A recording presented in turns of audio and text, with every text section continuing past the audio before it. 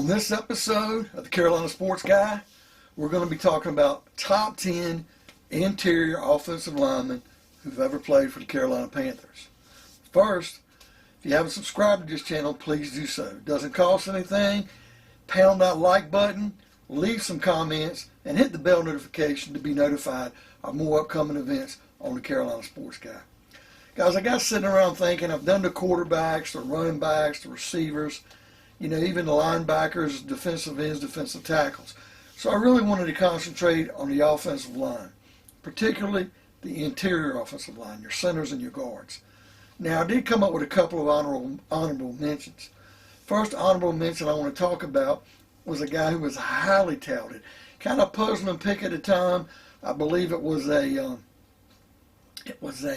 Marty Herney pick, if I'm not mistaken. Amini Silatolu from Midwestern State in Texas in 2012. What made it an intriguing pick is he was a second-round draft pick. Very high. There was a lot of great talent on the board. He took a chance with this guy. Sometimes a small school talent will surprise people. He never panned out. He played from 2012 to 2015 for the Panthers. He played a little bit in the lineup, played in both guard positions. Goes away, comes back 2018, and he just never really lived up to the billing of being a second-round draft pick. But certainly not the worst offensive guard we've ever had play for the Carolina Panthers. Another one I want to mention as honorable mention, I thought about putting him on the list, was Tyler Larsen. And he more or less played as a serviceable backup at the center position and at guard. And he played from 2016 to 2020 for the Panthers. Like I said, he started some games, got in some games when guys were injured, but pretty much he was a serviceable backup, and he was the one guy we'd go to when someone would get hurt. Wanted to just throw his name out there because of the service that he did perform for 4 years for the Carolina Panthers. Now we get to top 10. Now, I got an asterisk by top 10 because I've got two guys. I didn't want to leave one honorable mention, the other one out, because it's like picking apples and oranges. I've got two number 10s. Interesting thing about these two at number 10, they both come out of the University of South Carolina. And the University of South Carolina has been very good to the Panthers when it comes to drafting offensive line talent. Number 10, Jamar Nesbit. Played for the Panthers from 1999 to 2002. He played in a total of 153 games in his career, and he started 90. Now, the 99-2002, during that period of time, he's coming in when Jake Delhomme is still here, right? And it's kind of like in his late days when, getting ready to usher him out. And he plays all the way up to 2002. And, and I say it's Jake Delhomme days, but really, you're really talking about Burline. You're talking about Burline, and he's kind of getting ushered in right before Jake Delhomme gets here, I should say. I'm kind of looking 10 years too far in the future. But like I said, he did crack the roster, and he does make number 10. Now, tied with him at number 10 was Matt Campbell from South Carolina. Now, he played 1995 to 2000. So he started some games. He kind of came in right when we became a franchise, played all the way to the year 2000, and Nesbit and Campbell were only there for 1 year for the Panthers at the same time. But Matt Campbell, he played in a total of 80 overall games with 63 starts. Nesbit had a little bit more playing time, a little bit more career, but I kind of graded Campbell as more important and more impressive if I had to choose between the two. But it was kind of nip and tuck, and that's why I'm giving them both a number 10. Now, number 9. Number 9 is a guy they call Piggy out of Texas A&M, Geoff Hangartner, who was a 5th-round pick. He played some center. He played some guard. He came in 2005 to 2008, and he basically was here before Cam Newton got here. So he kind of played in those years before we got rid of Jake, and around the time that Jake was going to leave and be ushered in, close to the time Jake was about done with his career. He still had another year or so to go. But then he's brought back. He goes to Buffalo for a year. Sounded like a 4-year contract. He was gone for like a year or two. Didn't pan out for him in Buffalo. comes back a second time. And I thought the stint he did 2011 and 2013, he played in more games and was more serviceable. That's the word I'm using here for offensive linemen, was more serviceable for the Panthers from 2011 to 2013. And this is kind of when he picked some that nickname of Piggy by the body type he had. Cam Newton kind of went on with that and picked up on the locker room, and he kind of embraced it. But he played in 113 overall games with 84 starts. Geoff Hangartner. Number 8, and number 8 could have actually been number 9. It was kind of choose who you pick your poison, and that was Mike Wahle. And Mike Wahle from the Naval Academy, 2005, 2007. He come in highly regarded, I believe, from the Baltimore Ravens. I remember seeing him at training camp, had high expectations for him. He just had some injuries, and he never played that long for the Panthers. 152 overall games he played in his career, but 138 starts, which most of those starts did not come with the Panthers. But the limited time he did play with the Panthers, he played a pretty good role. Very, very good offensive lineman. Just did not, by the time he got to the Panthers, he was we thought he was going to kind of elevate and move from where he was at Baltimore, and he kind of had skidded, had some injuries, kind of went downhill. Number 7, Kevin Donnalley. Kevin Donnalley was an offensive lineman we got from the University of North Carolina. He played with the Panthers from 2001 to 2003. He played with, I believe he played with the Rams at one time, but he played for a couple of other teams. 193 overall games played, 144 starts. And if the name Kevin Donnalley sounds familiar, if you're familiar with any of the Carolina Panthers, what they do on social media or anytime they do the Panther huddle on TV during preseason, Kevin Donnalley is behind the scenes and kind of was a commentator for the Panthers. Number 6, I thought was a pretty good offensive lineman. He was a 4th-round pick from University of Washington. He played both center and guard, and he played with the Panthers from 1995, the very first season, 2000. He got 125 games, and he started 92. Frank Garcia, very serviceable offensive lineman. Like I said early on in his career, basically hung around for the Dom Capers years through George Seifert.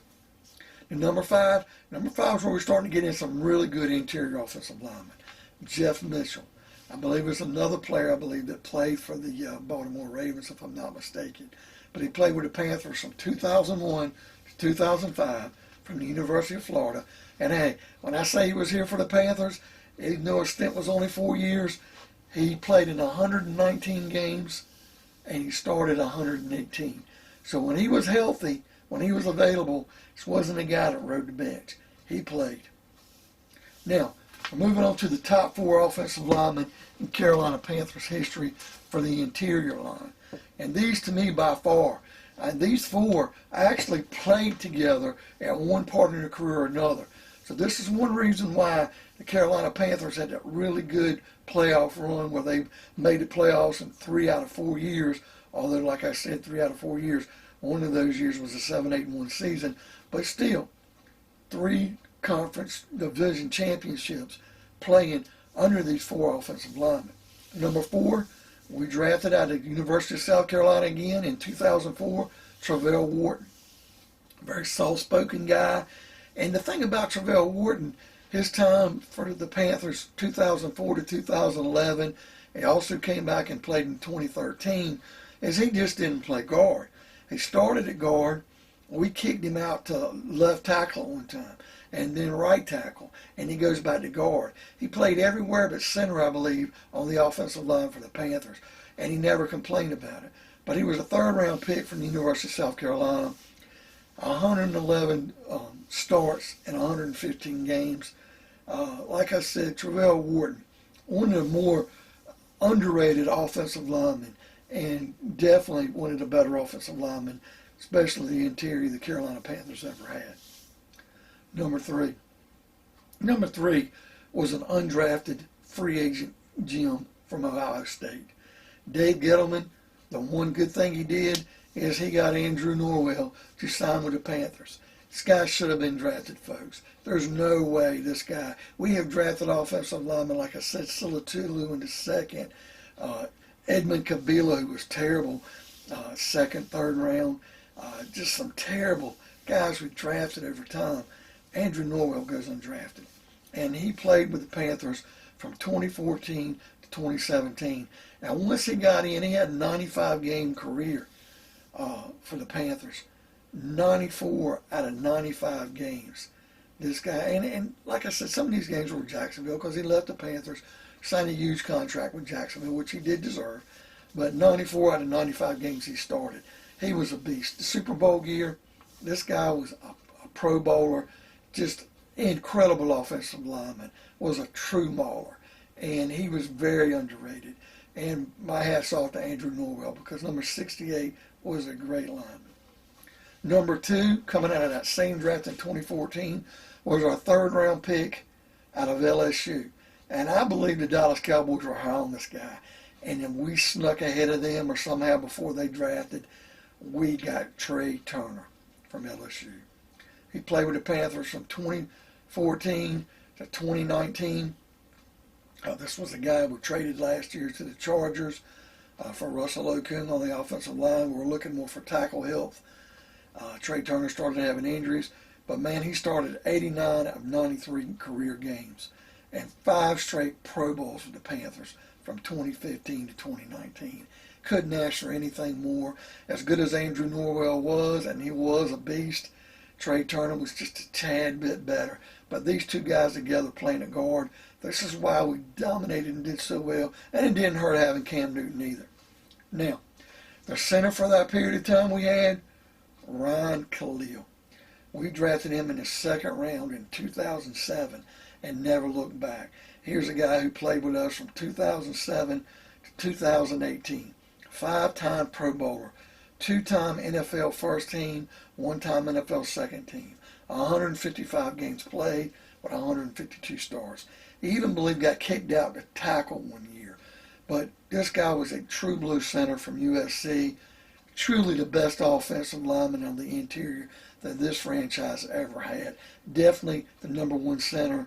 We're talking about interior line. If you're going to compare center and guards together, he far outranks Trey Turner and Andrew Norwell, who played guard. Truly the best. Probably other than looking at Jeff Otal, who played tackle, and we'll get to the tackles later. Not Jeff Otal, I'm sorry, please scratch that. Looking at Jordan Gross at left tackle, it would be, tick for tack, which one you choose as your best offensive lineman all time. Interior is Kalil. If you're looking at the outside of the line, it would probably be Jordan Gross. But no shame in saying Kalil was the best offensive lineman that we ever drafted. Okay, folks, what do you think of today's video? Who would you rank number 1 in this group? Or what discrepancies do you see? Whatever you do, please hit subscribe. It doesn't cost anything. Hit that bell notification to be notified for future content like what you saw in today's video. Pound that like button. And folks, leave some comments. And we'll see you on another episode of the Carolina Sports Guy.